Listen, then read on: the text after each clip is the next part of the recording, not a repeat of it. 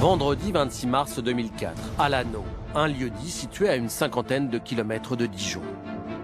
Il est 11h35 quand Laurent Barry, un éleveur de volailles de 35 ans, appelle les pompiers en urgence. Bouleversé, il explique qu'en rentrant chez lui, il a découvert sa femme Valérie, gisant dans une mare de sang.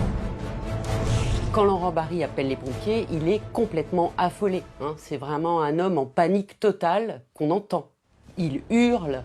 Il appelle au secours, il est traumatisé, il crie que sa femme est inconsciente, qu'elle est mourante, après qu'elle est morte, qu'il ne sait pas où sont ses chiens. Enfin voilà, il est dans un état d'affolement et de grand stress. Les pompiers de Dijon se rendent très rapidement sur place, accompagnés d'un médecin urgentiste et des gendarmes de Pouilly-en-Auxois, une commune proche du hameau de Lanneau. Quand les gendarmes arrivent au domicile de Laurent Barry, ils le trouvent à l'extérieur de la maison en état de choc. Vraiment, il est prostré avec du sang sur les mains. Il est incapable de formuler un raisonnement complet. Il parle de ses chiens, il ne comprend pas où sont passés ses chiens. Il est dans un tel état de choc qu'il va devoir être amené à Dijon pour y être hospitalisé. Le médecin urgentiste constate aussitôt la mort de Valérie Barry. Et il découvre que la jeune femme, âgée de 38 ans, porte de nombreuses plaies par arme blanche. L'enquête est aussitôt confiée à la section de recherche de la gendarmerie de Dijon. À leur arrivée, les enquêteurs gèlent immédiatement la scène de crime, tandis que le vice-procureur de Dijon, Jean-Claude Dumaret, se rend sur place. J'ai vu la victime qui gisait au sol sur le dos, revêtue d'un pantalon avec un pull-over, si vous voulez. Elle avait les jambes en avant et écartées, et le buste était plus ou moins incliné. Le corps de Valérie Barry gît dans son sang, la tête en particulier baigne dans une importante mare de sang. On constate immédiatement une importante blessure au niveau du cou. La scène de crime intrigue tout de suite le magistrat. La chose qui a immédiatement appelé mon attention, c'était la nature de la flaque, on peut parler de flaque de sang qu'il y avait au sol. Ça m'a donné le sentiment que c'est elle qui s'était déplacée dans son agonie. En s'approchant du corps, les gendarmes découvrent un indice essentiel pour la suite de l'enquête. Lorsque les enquêteurs s'approchent du corps de Valérie Barry, ils découvrent à côté un couteau, un long couteau de cuisine, avec une lame ensanglantée. Ce couteau, très probablement l'arme du crime, est mis sous scellé pour analyse. Près du corps, les enquêteurs trouvent aussi un chausson de la victime. En entrant dans la cuisine attenante au salon, ils découvrent l'autre chausson. Mais ce n'est pas tout. Les enquêteurs, en entrant dans la cuisine, vont constater 2 traces de sang qui se trouvent sur le sol. Des prélèvements sont aussitôt effectués sur ces traces de sang. Parallèlement, les gendarmes s'interrogent sur le déroulement de la séquence criminelle. À partir de là, ils vont se poser la question de savoir si le corps a pu être traîné, si y a eu une lutte qui fait que finalement ça a débuté dans la cuisine et qu'ensuite ça s'est terminé dans la grande salle. C'est vrai qu'ils vont se poser ce genre de questions. Mais ce qui interpelle surtout les enquêteurs, c'est le désordre qui règne dans la maison. C'est la première impression qu'on peut avoir. Des objets sont sans dessus-dessous, des tiroirs sont tirés. Et puis ensuite, ils vont voir son sac à main qui est renversé. Ils vont ensuite aller voir dans la chambre, ils vont s'apercevoir que son coffre à bijoux est également renversé sur le lit, que des placards ont été plus ou moins vidés, qu'il y a des affaires de renversées, ce qui laisse penser à un cambriolage. La maison est passée au peigne fin, notamment pour relever des empreintes digitales. Et c'est sur le bureau du mari de la victime, à l'intérieur d'une petite caisse à monnaie couverte de poussière, qu'apparaît très nettement une trace de doigt. Ce monnayeur est aussitôt photographié et mis sous scellé. La piste du cambriolage semble se confirmer. À 16 h, un médecin légiste arrive sur place. Le médecin légiste va constater la plaie dans le cou de la victime. Il va constater les bleus et les hématomes sur ses mains, mais surtout, il va relever des coupures sur le bout des doigts. On a là une preuve qu'elle a essayé de se défendre, de s'écarter de son agresseur, qu'il y a eu effectivement une bagarre entre guillemets entre elle et son agresseur avant qu'il prenne le dessus, malheureusement. Lorsque le légiste et les techniciens d'identité criminelle ont décrit la nature des blessures qu'ils avaient minutieusement examinées, j'ai eu le sentiment immédiat qu'il ne s'agissait pas quelque chose de vraiment banal. Sur la main gauche de la victime, le légiste découvre 4 cheveux qui sont aussitôt envoyés en laboratoire pour une recherche d'ADN. Dès que les premières constatations sont terminées, le corps de Valérie Barry est transporté à l'Institut médico-légal de Dijon pour y être autopsié, tandis qu'une information judiciaire est ouverte pour homicide volontaire. Quelques heures plus tard, à l'hôpital de Dijon, le mari de la victime, Laurent Barry, est toujours sous le choc. Mais comme le veut la procédure, il doit se soumettre à un examen médical en présence des gendarmes. Manifestement, il y a eu une lutte. Donc le premier réflexe, c'est de regarder les mains de son mari pour voir si de son côté, il y a aussi des griffures ou des hématomes. Et là, ils ne vont absolument rien constater. Les enquêteurs vont faire un curetage à M. Barry pour vérifier s'ils ne retrouvent pas des traces ADN de son épouse sous ses ongles. Dans l'attente des résultats, le mari est ensuite entendu en tant que simple témoin sur son emploi du temps et celui de sa femme au cours de la journée. Ce matin-là, Valérie Barry, qui ne travaillait pas, avait prévu de poncer les poutres de la salle à manger de leur maison. C'était une ancienne ferme qu'ils étaient en train de rénover. Laurent Barry, lui, dit qu'il a quitté l'anneau en empruntant la voiture de sa femme aux alentours de 9 h. Laurent Barry est éleveur de volailles. Vers 9 h le matin du drame, il s'apprêtait à livrer des poulets dans un restaurant du centre de Dijon. Il précise qu'avant de partir, il a pesé ses volailles, puis a préparé la facture correspondante. Il indique être arrivé à Dijon aux alentours de 10 h. Ensuite, il est reparti chez son ami garagiste où il est arrivé aux alentours de 10h30 pour y rester jusqu'à environ 11 h et arriver à son domicile vers 11h30. Laurent Barry va expliquer aux enquêteurs que ce qui l'a marqué lorsqu'il est arrivé à son domicile, c'est l'absence des chiens dans la cour.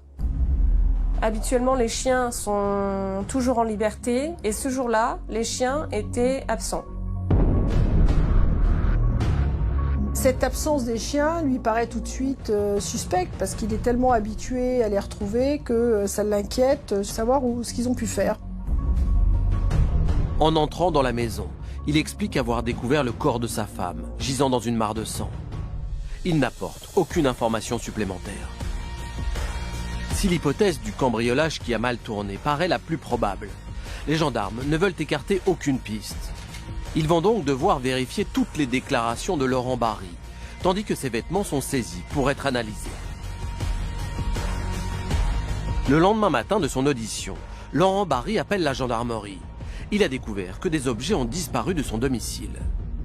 Rapidement, Laurent Barry explique aux enquêteurs qu'on lui a volé une montre qui se trouvait dans une sacoche dans le fourgon et 100 € qui se trouvaient sous le monnayeur, ce qui va conforter la piste d'un éventuel cambriolage.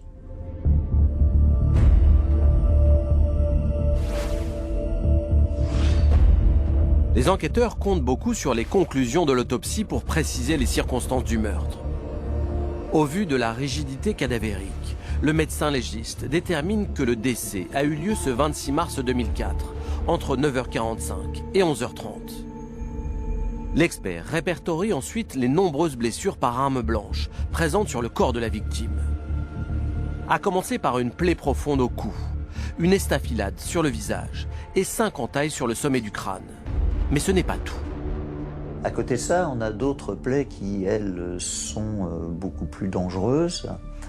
On a en particulier des plaies du thorax du côté gauche et on a une plaie dans le dos Elle correspond à un coup qui a été porté violemment, puisque la lame a pénétré, et elle est remontée dans le cou jusqu'au niveau de la carotide gauche, qu'elle a sectionnée.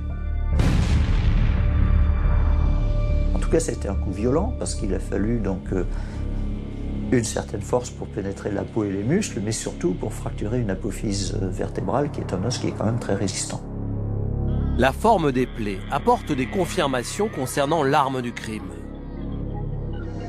Toutes les plaies franches qui ont été notées sur le corps de Valérie Bary sont tout à fait compatibles avec le couteau qui a été retrouvé sur place. La lame est très longue, d'une part, et d'autre part, elle est pointue et surtout très robuste. Donc elle a toutes les capacités de pénétration suffisantes pour entraîner ce type de lésion. Au total, la victime a reçu 13 coups de couteau. Mais l'examen interne du corps met en évidence d'autres blessures. Il y a des traces de coups portés par un objet contondant. On a en particulier un coup violent qui a été porté dans la région de la tempe, à gauche. Il est violent parce qu'il a entraîné des fractures complexes de la base du crâne, c'est-à-dire une partie du crâne qui est située très en profondeur, qui est quand même une partie résistante. Et ces fractures témoignent vraiment d'un impact très violent. La mort est due à la conjugaison de ce choc, qui a provoqué un grave traumatisme crânien, et aux très nombreuses plaies par arme blanche. Il n'y a pas un élément particulier qui soit immédiatement mortel, mais c'est vraiment l'ensemble des violences qui est à l'origine du décès.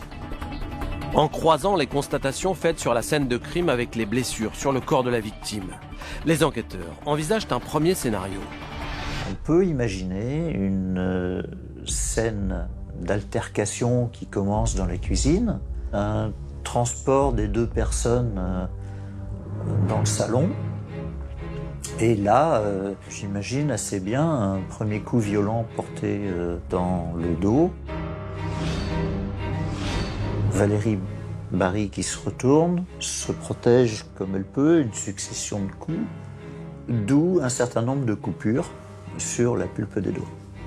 Et puis finalement, un dernier coup violent porté sur la tempe gauche qui entraîne la chute de la victime. Le nombre de coups de couteau apporte aussi des indications sur l'état psychologique du meurtrier.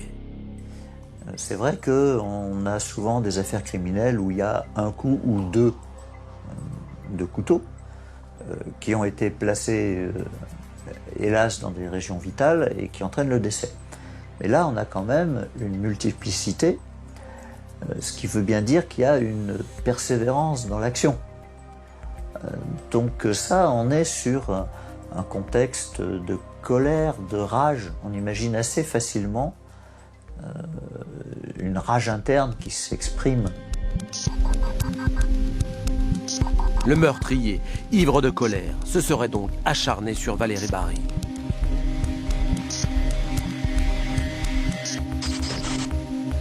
Les enquêteurs s'interrogent. Pourquoi un cambrioleur se serait-il autant déchaîné sur sa victime en lui assénant 13 coups de couteau? Et si le meurtrier avait un lien avec Valérie Bary?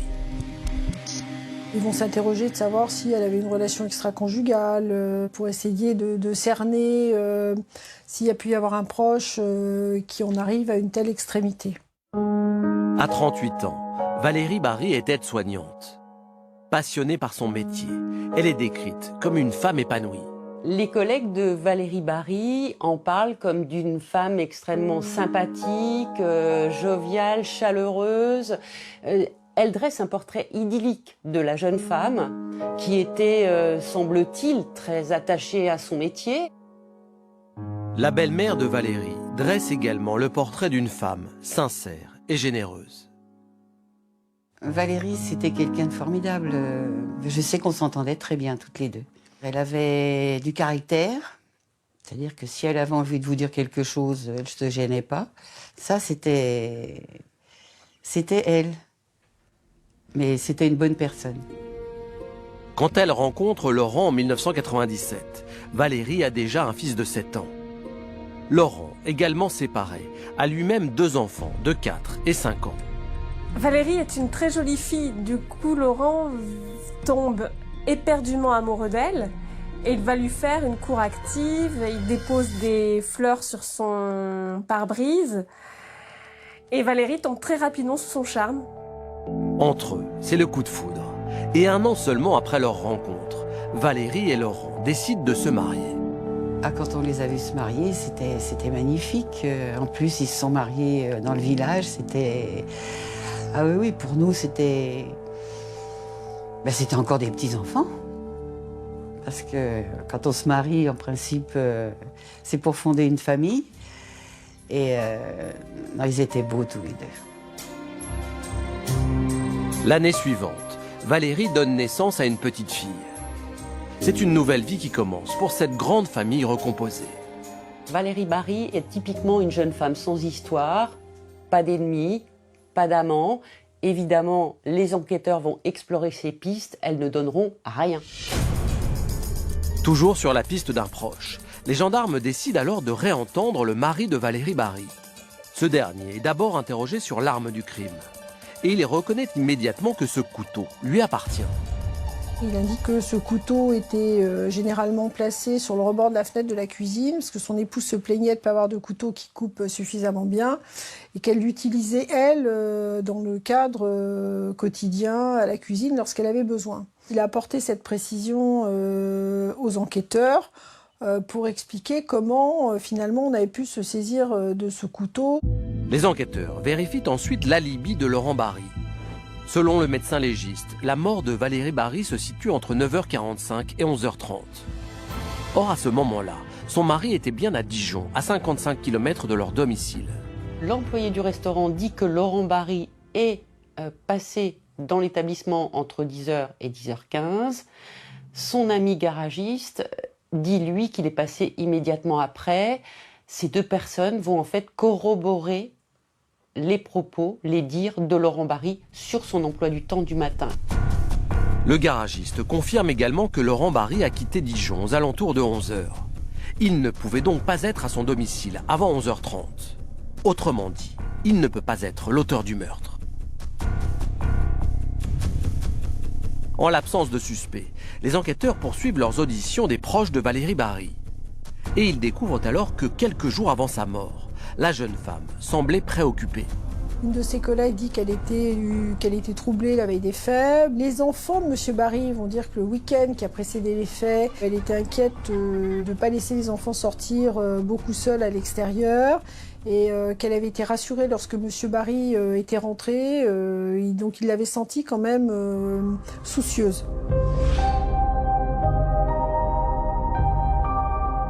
Il semblerait qu'elle s'était plainte d'une personne qui lui ferait des avances, sans préciser de qui il s'agissait. Par conséquent, elle craignait quelqu'un. Au fil des auditions, l'hypothèse du cambriolage paraît de moins en moins crédible aux yeux des enquêteurs. Déjà, lors des premières constatations sur la scène de crime, des détails les avaient intrigués. Certaines piles de linge avaient été posées comme ça, sur le lit, les meubles. Un cambrioleur ne procède pas comme ça. La première chose qu'il regarde, c'est entre les vêtements, entre les draps. Il va méticuleusement fouiller, tout retourner. La boîte à bijoux avait également laissé les gendarmes perplexes. Elle semblait avoir été simplement renversée sur le lit. Ils n'ont pas le sentiment qu'on a vraiment cherché de façon approfondie. C'est vrai que l'idée de simulacre de cambriolage est quand même rapidement évoquée. Pourquoi quelqu'un serait venu dans une maison d'apparence très modeste, visible? Elle est la première qu'on voit au carrefour, alors que derrière, il y a des maisons qui ont l'air d'apparence beaucoup plus cossue, qui, elles, seraient plus profitables à un cambrioleur, et surtout de nuit, pas de jour tout de même, en plein milieu de la matinée. Ça aussi, c'est énorme. Qui plus est, aucune trace d'effraction n'a été constatée sur place. Autre détail intrigant, les chiens. Le jour du drame, ils ont été retrouvés enfermés dans une remise de la ferme. Entendu à ce sujet, Laurent Barry assure que quand il est parti le matin, les chiens étaient en liberté dans le jardin. Et surtout, il précise que seul quelqu'un qui les connaissait aurait pu les amener jusqu'à leur chenil. Les 2 chiens de Monsieur Barry sont quand même des chiens assez virulents. Ils sont quand même des chiens de garde qui sont impressionnants. Même son épouse a du mal quand même à maîtriser les chiens. J'ai ordonné sur les lieux que ces chiens soient examinés par un vétérinaire et qu'il soit procédé à des prises de sang et à des analyses toxicologiques pour voir s'ils n'avaient pas été drogués.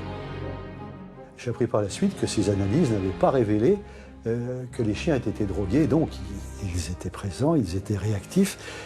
Ça ne pouvait pas être une quelconque tierce personne parfaitement inconnue de l'environnement, si vous voulez, qui aurait pu s'introduire dans les lieux et commettre le crime. Les enquêteurs ont désormais la conviction que seul un proche de la victime a pu commettre ce meurtre. Mais si ce n'est pas son mari, qui pouvait lui en vouloir à ce point? Interrogé à ce sujet, Laurent Barry pense alors immédiatement à quelqu'un, son ancien associé. Il explique aux enquêteurs qu'il a rencontré cet homme il y a 1 an et qu'ils avaient monté ensemble un projet de conserve de volaille. Très rapidement, ce monsieur va prendre beaucoup de place dans la vie des Barry, puisqu'il va des fois dormir chez eux, il va prendre ses repas avec eux, donc ça devient en quelque sorte l'ami de la famille, il y a une très grande proximité. Pendant 3 mois, tout se passe bien.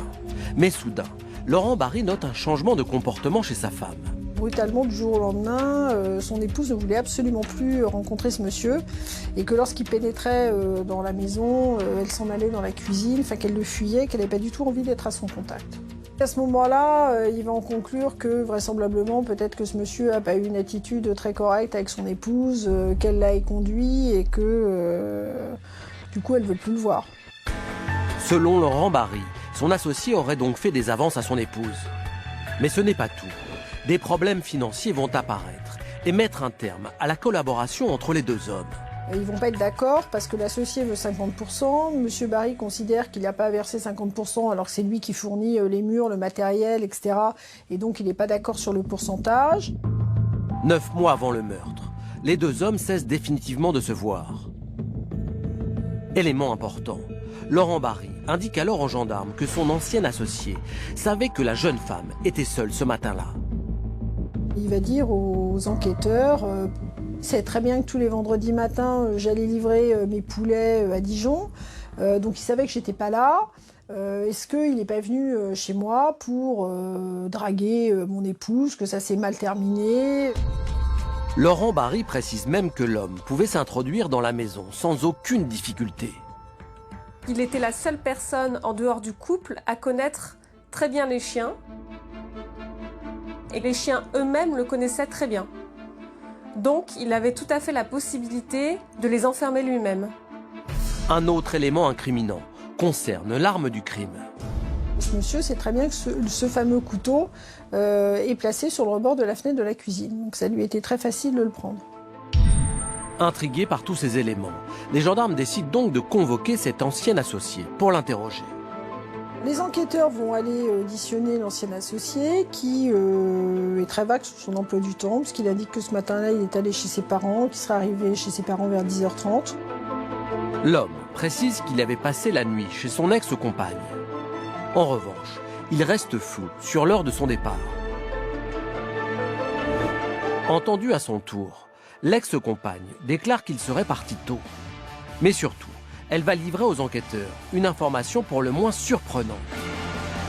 Étrangement, l'ex-compagne de ce monsieur va indiquer que lorsqu'il a appris le décès de Madame Barry, il était très inquiet en indiquant qu'il n'avait pas d'alibi.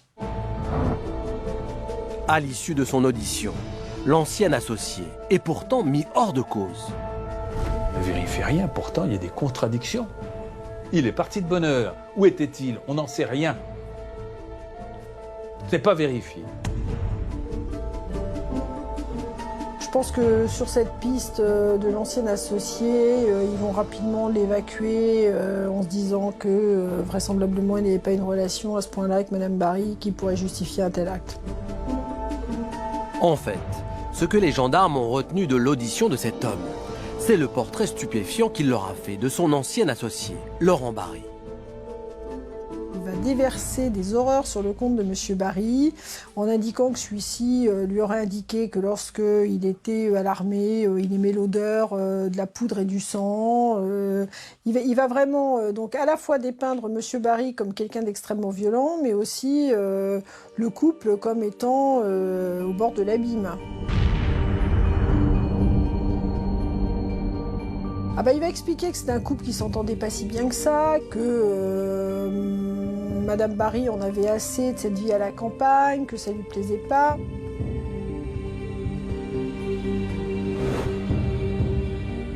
Le fait que Laurent ait suggéré cette piste aux enquêteurs va finalement se retourner contre lui, puisque l'ancien associé à son tour va amener les enquêteurs à s'intéresser de près à Laurent.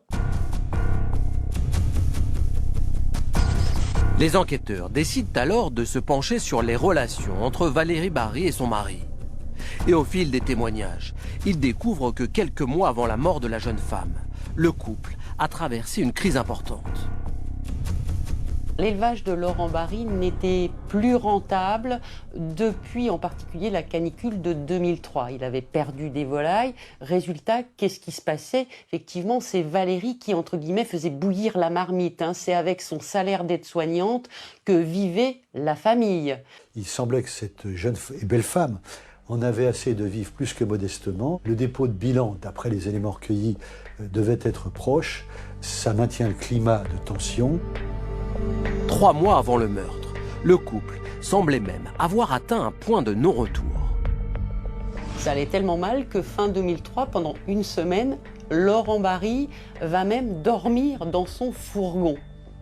Quant à Valérie, elle va appeler un agent immobilier pour chercher un appartement. Elle aurait donc en projet de quitter Laurent Barry, de déménager. Mais pour la mère de Laurent Barry, son fils et sa belle-fille ont réussi à traverser cette tempête et à sauver leur couple. Bon, il y a eu un passage, c'est vrai, au mois de fin novembre ou début décembre, où bon, c'était vraiment noir. Mais après, au premier de l'an, mes petits-enfants y ont été, et ils s'embrassaient, tout était revenu normal. C'est vrai que d'un sens, ça nous a rassurés qu'ils reviennent tous les deux comme ça, amoureux. Puis même les enfants étaient contents. Laurent était conscient qu'il y avait une crise dans son couple, mais ensuite les choses s'étaient arrangées et le couple avait retrouvé une stabilité. Pour autant, les gendarmes restent persuadés qu'ils tiennent là une piste sérieuse. Il y avait eu des rumeurs de divorce, une séparation, puis une sorte de rabibochage au cours d'un repas, mais tout ça, nous savons que ça n'est jamais que provisoire quand la mésentente est profonde. Donc, difficultés financières, mésentente du couple, tout cela fait que l'ambiance devait être, si vous voulez, propice à ce que le drame éclate. Tandis qu'ils suivent la piste du crime passionnel, les gendarmes reçoivent les résultats des expertises génétiques.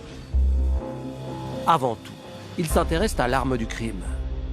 Sur la lame du couteau, c'est bien l'ADN de Valérie Barry qui a été retrouvé. Mais sur le manche, les experts n'ont retrouvé aucune empreinte génétique. La personne pouvait être gantée, ou alors parce que le manche aurait pu être nettoyé. Autre cas, et éventuellement, sur la lame du couteau, il y a beaucoup de sang provenant de la victime. Ce sang peut couler jusqu'au manche et recouvrir le manche. À ce moment-là, l'ADN provenant du sang est en quantité tellement importante qu'on n'arrive pas à mettre en évidence la présence d'un autre ADN, alors qu'il est bien là.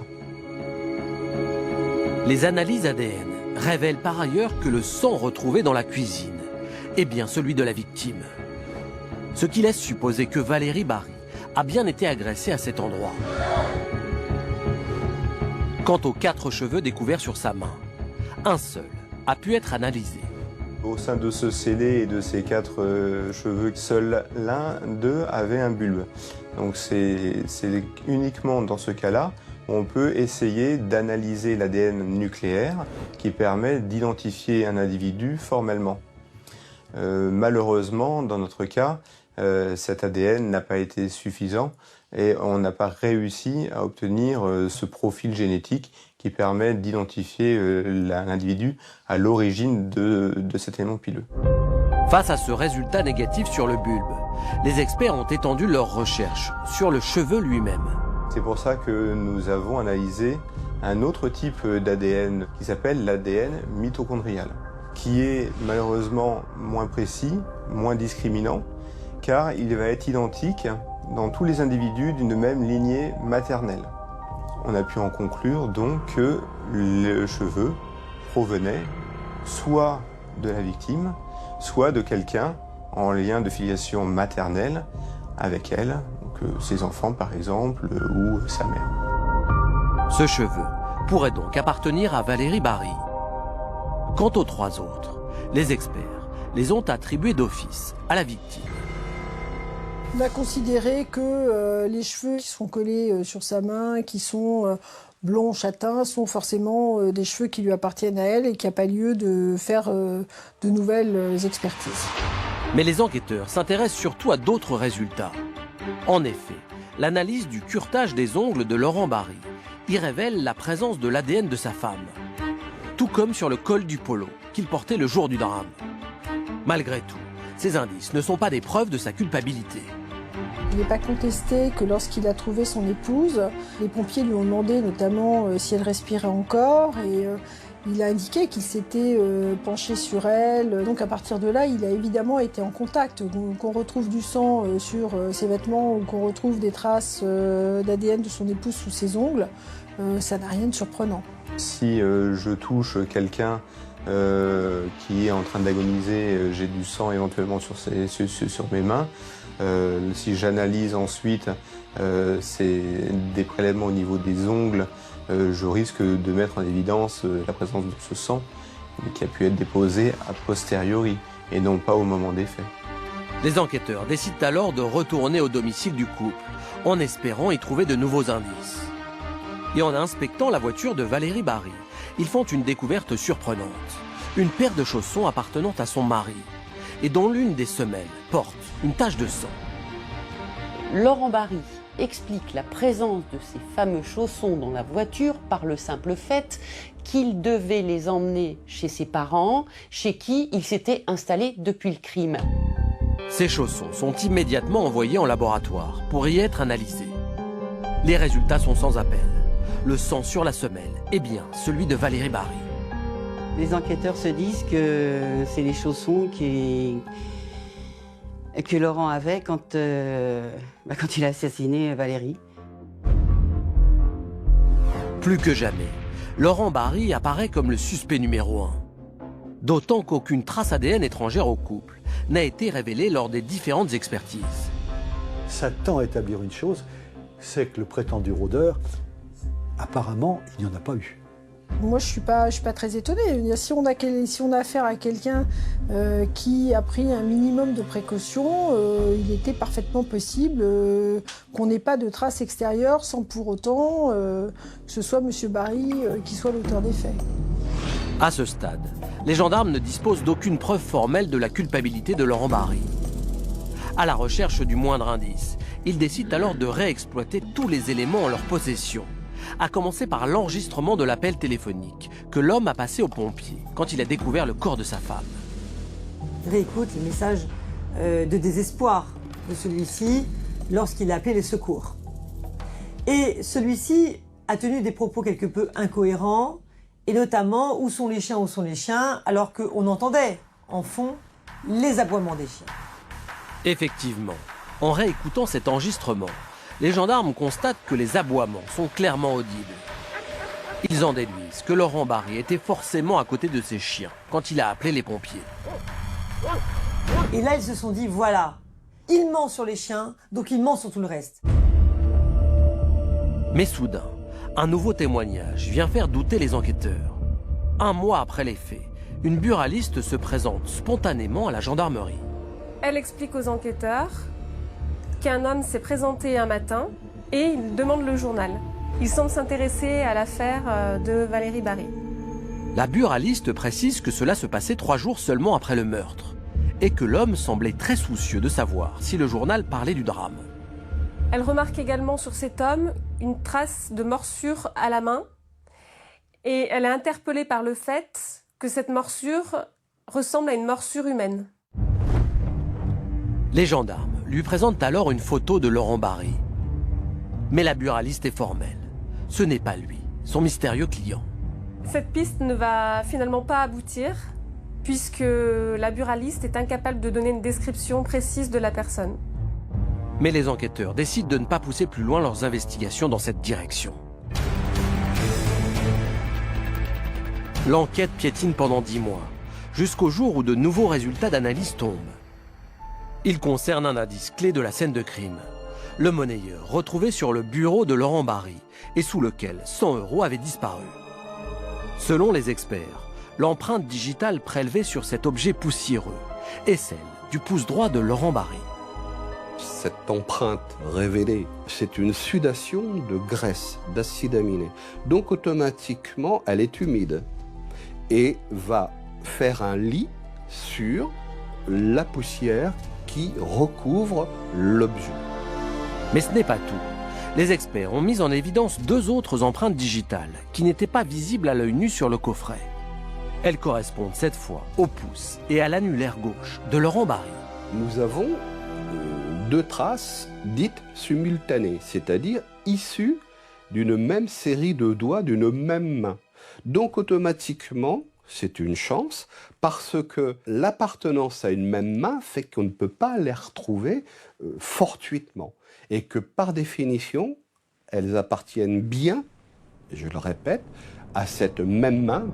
De toute évidence, Laurent Barry est donc le seul à avoir touché le monnayeur couvert de poussière, à moins que le meurtrier ait eu les mains gantées.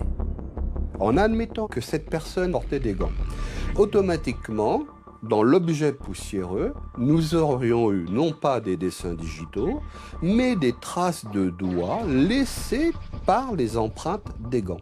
La seule conclusion donc, dans ce dossier, c'est que les empreintes révélées sur le monnayeur appartiennent toutes à monsieur Laurent Barry. Donc on est absolument certain qu'il n'y a que lui qui ait manipulé cet objet. Très vraisemblablement, à ce moment-là, les enquêteurs se disent que c'est lui qui a récupéré les 100 € et que les 100 € lui ont pas été volés. Les empreintes digitales retrouvées sur le monnayeur ne font que confirmer les convictions des enquêteurs. Depuis pratiquement le début, ils sont persuadés que le cambriolage n'était qu'une mise en scène pour brouiller les pistes. Et que seul Laurent Barry peut être l'auteur de ce simulacre.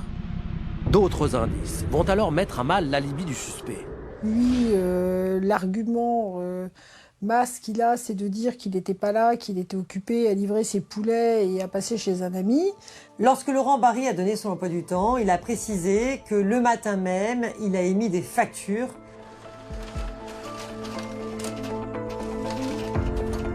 Lorsqu'ils ont analysé l'ordinateur, ils se sont aperçus que ces factures n'avaient pas été effectuées le matin, mais la veille à minuit.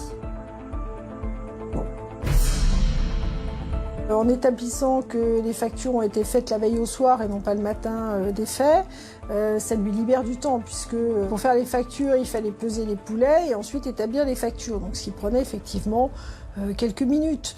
Donc à partir de là, ça leur permet d'étayer leur thèse selon lesquelles M. Barry aurait eu le temps de tuer son épouse le matin. D'autres vérifications sont alors immédiatement ordonnées. Et elles aussi vont fragiliser l'alibi de Laurent Barry. Laurent Barry dit qu'il a mis à peu près 1 heure pour aller à Dijon. Les enquêteurs vont refaire le trajet, le chronométrer bien évidemment. Eux vont mettre 40 minutes. Qu'est-ce qu'ils vont en déduire? Que Laurent Barry est parti bien plus tard que ce qu'il a dit de l'anneau, non pas à 9 h, mais vers 9h30. Ainsi, pour être à Dijon vers 10 h ou 10h15, Laurent Barry a pu quitter son domicile, non pas à 9 h, comme il l'a prétendu, mais un peu après 9h30. Or, selon le médecin légiste, la mort de Valérie Barry n'a pas pu survenir avant 9h45. L'expert apporte alors une explication. La victime a probablement agonisé pendant une dizaine de minutes avant de mourir. Autrement dit, l'agression a pu avoir lieu aux alentours de 9h30, quand Laurent Barry était encore là. Ce fait révélé par la reconstitution du trajet effectué par les enquêteurs est un élément confondant contre lui, tout simplement parce que ça apporte la preuve qu'il lui était tout à fait loisible de tuer son épouse. Fort de ces éléments, près de 2 ans après le meurtre, les gendarmes placent Laurent Barry en garde à vue le 17 janvier 2006. Les gendarmes ont la certitude que Laurent Barry a tué sa femme, ce que l'homme nie farouchement. À la recherche de preuves, les enquêteurs décident alors de perquisitionner le domicile de ses parents, où il vit depuis le drame. Dans un carton, ils font une incroyable découverte, sa fameuse montre de valeur qu'il avait déclarée volée dès le début de l'enquête. Confronté à ce nouvel indice, le suspect fournit une explication. Laurent a emballé ses affaires tellement vite pour revenir ici qu'il a pas fait attention de ce qu'il y avait dans les affaires. Et c'est après que nous qu'on a retrouvé la montre avec Laurent. Il pensait que cette montre avait disparu. Quand il va la découvrir, il ne va pas le signaler tout de suite. Et quand les gendarmes vont le découvrir, effectivement, il va être pris en défaut. Un cambriolage qui a tout l'air d'une mise en scène. Un monnayeur qui n'a été manipulé que par Laurent Barry. Et une montre qui n'a jamais été volée. Pour les enquêteurs, tout accuse le mari de la victime. Mais il reste un dernier élément à éclairer. Le mystère des chiens. En appelant les secours, Laurent Barry disait qu'il les cherchait désespérément. Pourtant, leurs aboiements sont clairement audibles sur l'enregistrement de l'appel. Interrogé sur cette contradiction, l'homme change soudain de version. Il va indiquer que c'est lui qui les enfermait avant de partir le matin. Sur la demande de son épouse, qui ne voulait pas être embêtée par les chiens, parce que justement elle faisait son ponçage, donc elle lui avait demandé de les enfermer. Confronté à ce nouveau mensonge, Laurent Barry tente de se justifier. Laurent Barry explique qu'il était tellement perturbé qu'il a oublié avoir enfermé ses chiens. Pour avoir souvent vu des personnes qui ont été confrontées à des scènes de crime, surtout de proches, lorsque vous êtes mis dans un tel état de choc, que vous voyez une mare de sang, vous ne voyez plus rien. Vous ne pouvez plus rien constater. Vous êtes incapable de savoir où se trouvent vos chiens, vous ne savez plus comment vous vous appelez. C'est tout à fait normal.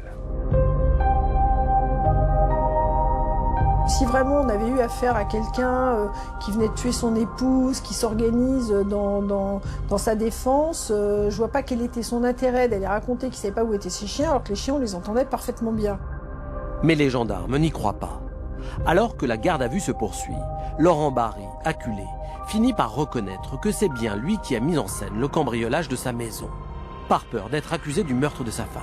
Monsieur Barry m'a expliqué qu'il avait de très très mauvaises relations avec son beau-père, donc avec le père de Valérie, et qu'il était convaincu que celui-là allait immédiatement l'accuser. Il a paniqué. Il s'est dit on va mettre ça sur le dos. Donc il a renversé un sac, il a renversé une boîte à bijoux, enfin bref. Et dans sa panique, il a essayé de faire croire que quelqu'un était rentré pour le cambrioler. On a vraiment quelqu'un qui a perdu pied, qui s'est dit qu'avec son profil d'ancien para, tueur de poulets, etc., il allait se retrouver direct mis en cause. Et finalement, c'est bien ce qui s'est passé. Mais c'est vrai que d'avoir inventé ce cambriolage, je pense que c'était vraiment l'erreur énorme qu'il ne fallait pas faire et qui lui a totalement nui. Tous ces mensonges cumulés, maladroits, qui ne devaient pas à la base être des mensonges, ont été considérés comme véritablement des éléments à charge. Laurent Barry avoue également qu'une dispute avec sa femme a éclaté ce matin-là. Pour les gendarmes, le mobile ne fait plus aucun doute. Pour les enquêteurs, c'est un drame familial, quoi. C'est leur couple qui ne marchait plus, et puis voilà. À l'issue de sa garde à vue, Laurent Barry est mis en examen pour homicide volontaire et écroué. Mais quelques mois plus tard, son avocate parvient à obtenir sa remise en liberté. Son argumentation porte sur un élément du dossier qui n'a pas été exploité au cours de l'enquête, la camionnette du couple. Il s'avère en effet que ce véhicule, qui stationnait devant la ferme des Barry le matin du drame, a été déplacé. On va constater à travers les différents témoignages des voisins ou bien des gens qui passaient à proximité de la maison qu'à 8 heures, la camionnette est garée l'avant vers la rue. Et ensuite, vers 11h15, lorsque la factrice passe devant la maison des Barry, elle va nous dire qu'elle a remarqué que le fourgon était garé l'avant vers la maison. Et un détail semble indiquer que c'est bien Valérie Barry qui aurait utilisé ce fourgon pendant ce laps de temps. On sait qu'elle, quand elle rentrait ce fourgon, elle le rentrait dans le sens de son arrivée parce que elle voyait pas, enfin la vitre était un peu opaque, elle voyait pas bien, donc elle le garait directement tout droit en rentrant sans faire demi-tour.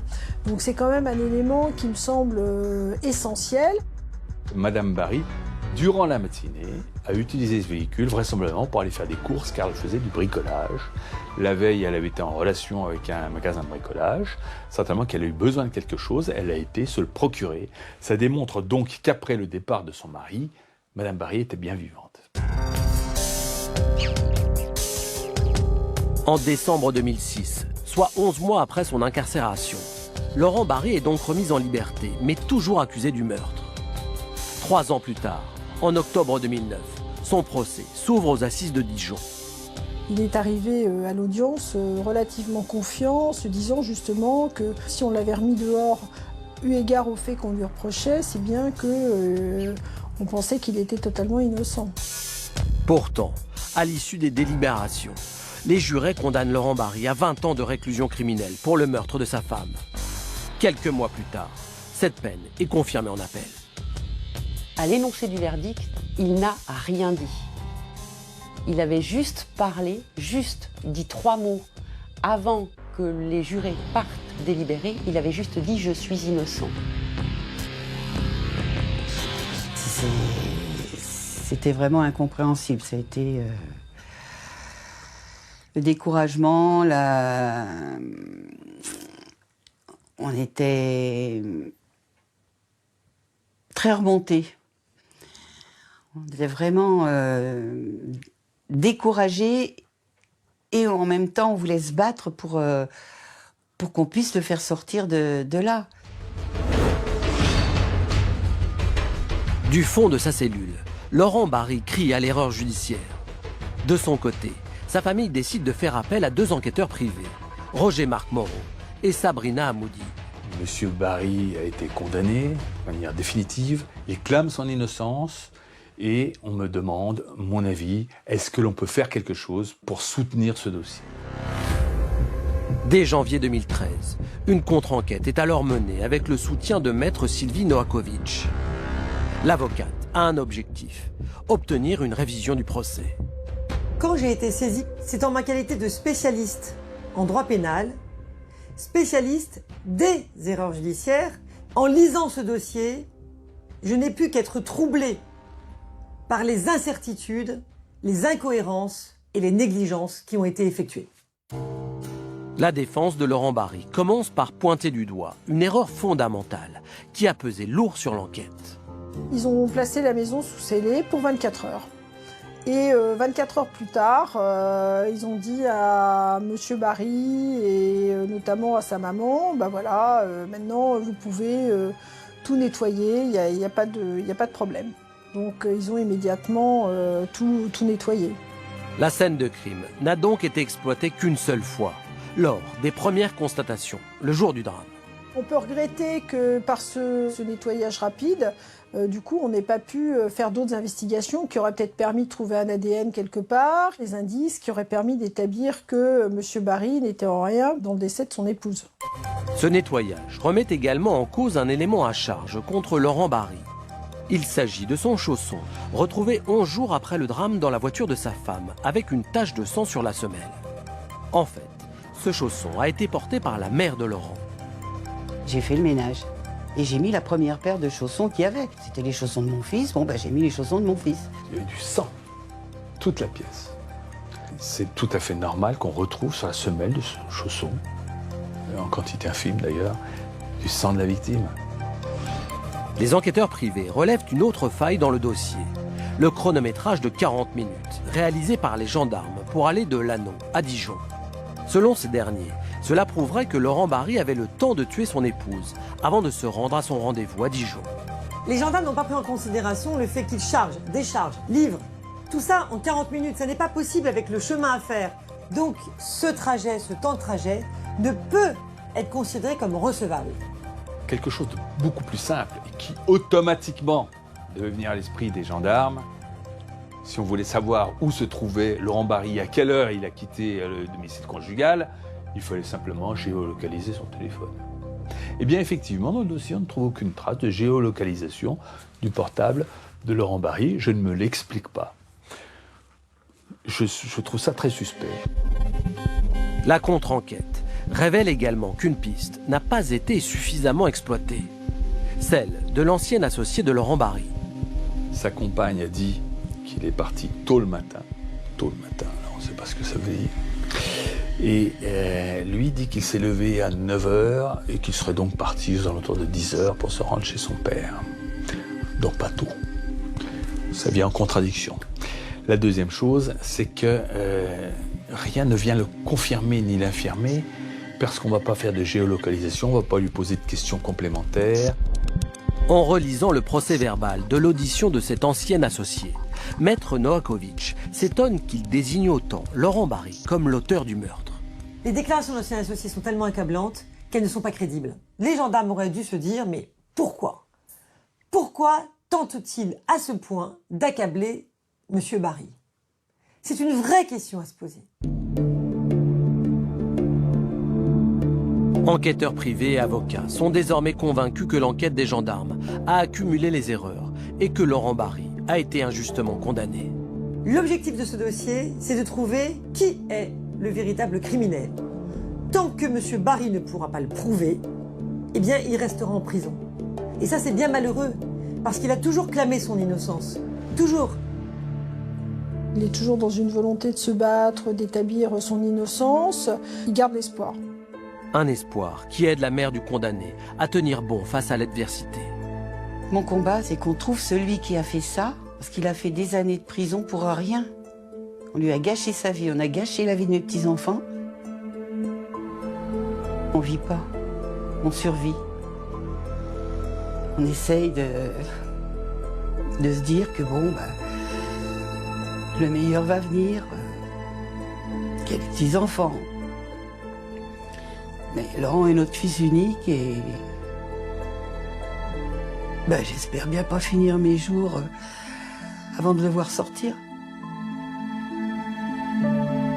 D'un côté, une victime, Valérie Barry, qui a laissé derrière elle un garçon de 14 ans et une fille de 5 ans. De l'autre, un homme en prison, son mari, qui ne cesse de crier son innocence. Entre les deux, un espoir, celui de connaître un jour la vérité.